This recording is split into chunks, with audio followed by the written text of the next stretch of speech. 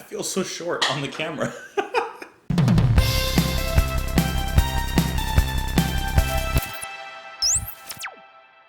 What's up, guys? Welcome back to the channel. My name is Justin, and today we're listening to Iron Maiden with their song Rime of the Ancient Mariner off of their album Power Slave, which was released in 1984. A few of you guys had recommended this song in particular. I'm not overly familiar with the band. Admittedly, I've only heard a few songs from them. Definitely Run to the Hills. I think I've heard The Trooper. And I've probably heard something else or a few other songs from them. So I'm definitely overall still a total newbie to the band. Speaking of Ancient Mariners, does anyone have a job, a career, or a recreational activity that happens to be on the sea? It could be fishing, could be sailing, or maybe you have thalassophobia, which is fear of deep waters. I can imagine after Jaws, a lot of people developed that. Anyways, you guys can join me on Twitter. You guys can join me in the comments down below. Hope you're having a wonderful day. Let's do it.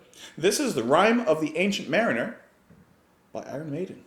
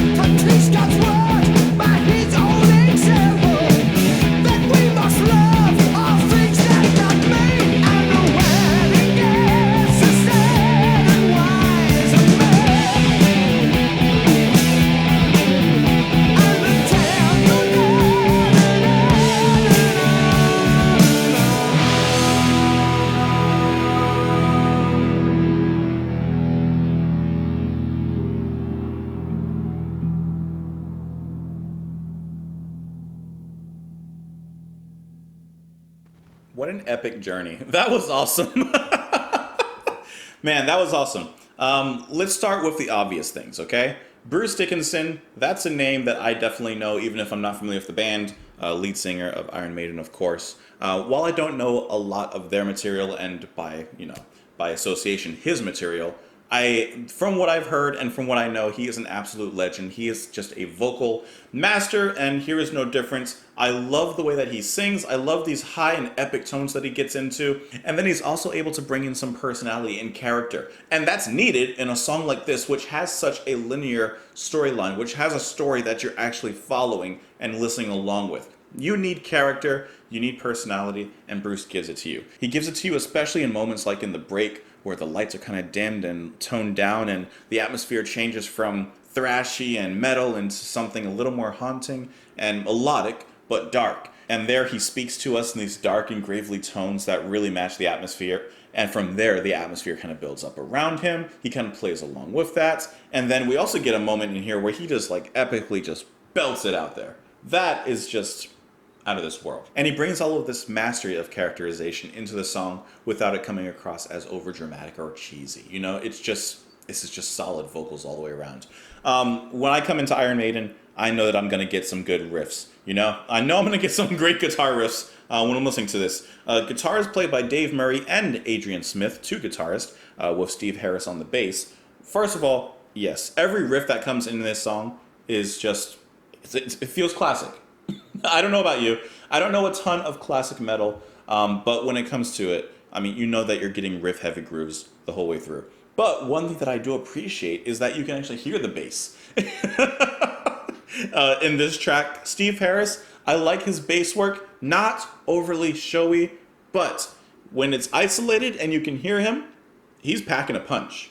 When he's doubling up with the guitars to make these bigger moments sound even bigger and more dynamic, he's going to serve it up to you on a silver platter. Drumming by Nico McBrain, he hits all the points where they need to be hit. He meets every single standard that needs to be met in the song. Nothing overly technical, nothing too much. There's not a lot of razzle and dazzle in the drums themselves, but there's like one or two select moments that show you like, hey, he can mess around if he wants to get down, you know? Come on, I mean, they just take you on a journey. They throw you in the whirlpool and just let you go. I'm not overly familiar with the story of the Rime of the Ancient Mariner. I do know that it's a poem, and I am like familiar with like the kind of basic outline of it. I know he's telling the story of himself sailing with a crew. He kills an albatross. They hang the albatross around his neck. Some bad things happen. As I'm following the lyrics, as I'm listening to the music, I like how they bring it all together. It all makes sense, and there's even a little bit of humor involved throughout the story, especially in the ending. We've gone on this long and epic journey of music and the tone shifts and dynamics and the guitars are just epic and powerful and crazy. And it's just like, you forget where you are. You know, you're just kind of lost in the song. And then at the end, you know, the narrator basically says, and the wedding guest a sad and wiser man, and the tale goes on and on and on and on. Okay, I love that little insert of humor there. You know, you forgot that you're actually listening to the retelling of a story by this old mariner.